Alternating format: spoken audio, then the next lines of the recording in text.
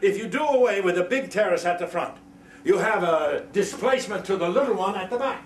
No, you tell us. Well, you only had to look at the notice. This terrace is our terrace. It's private. Well, to be strictly legal, I'm telling you, if we don't do something, those disgusting old tramps will be grabbing our chairs to slurp their mugs of cocoa. We have to defend the position. barbed wire, sandbags, trenches, it'll be like old times. Heroes is a comedy set in 1959 about three veterans living in an old soldiers' home in France, veterans of the First World War.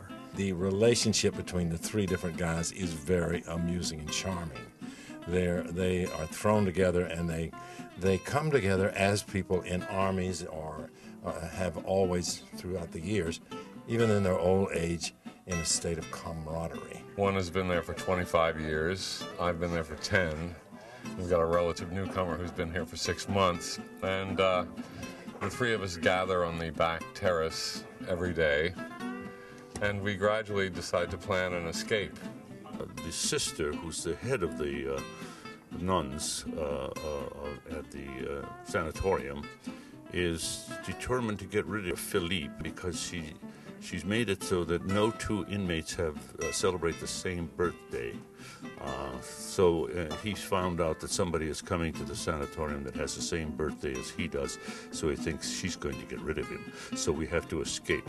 Henri, the John Cullum character, has only half of one of his legs, and he's a wounded veteran. And Gustav, played by Ron Holgate, is a more ebullient character. He's only been there 6 months, and he's developed a little bit of agoraphobia. He's a little afraid to go outside the home. And the third guy, Philippe, has a bit of shrapnel in his head from the First World War, and he faints every few minutes. So between the three of them, they have a lot of obstacles to this planned escape from the old soldiers' home. What is a picnic? You take a little wicker basket in which you put some bread, a bit of sausage, a bottle of milk, and you go like a bunch of morons to your little clearing where you spread a mangy blanket to keep your asses dry, and like three old geezers, you stuff yourselves with slices of mortadella. Is that it? As you don't want to go on a picnic, we don't have to talk about it. Besides, we're not obligated to do everything together. Yes, we are. These three guys talking about getting out and hatching an elaborate scheme to go to Indochina, of all places, you know. Several months at sea, and then they got this whole plot. Oh, yeah, it's very funny. They really go off into realms of imagination, almost, that keep them alive and full of vitality.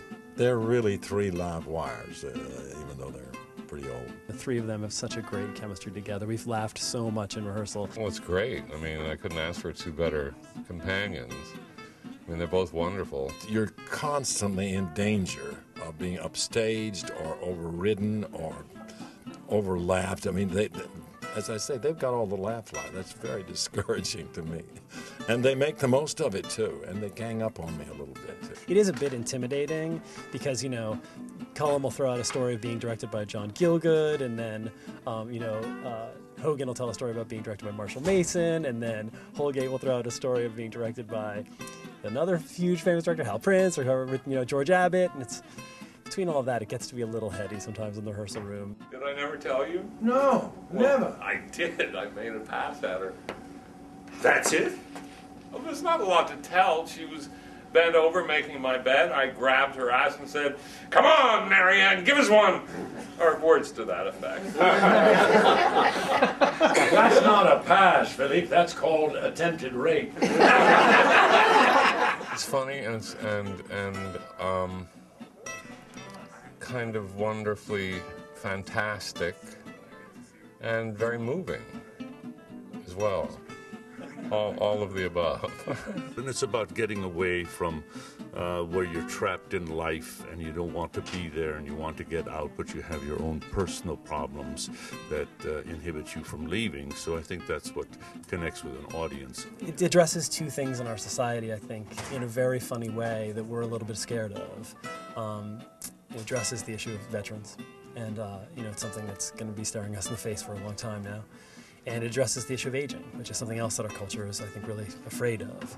But it addresses both of those topics with such a brilliant humanity and such a genuineness of spirit. It gives you an opportunity to do things that you wouldn't do on Broadway. For one reason, either for the material itself is not stuff that the Broadway people would do, and also there are roles that I would not have the opportunity to do.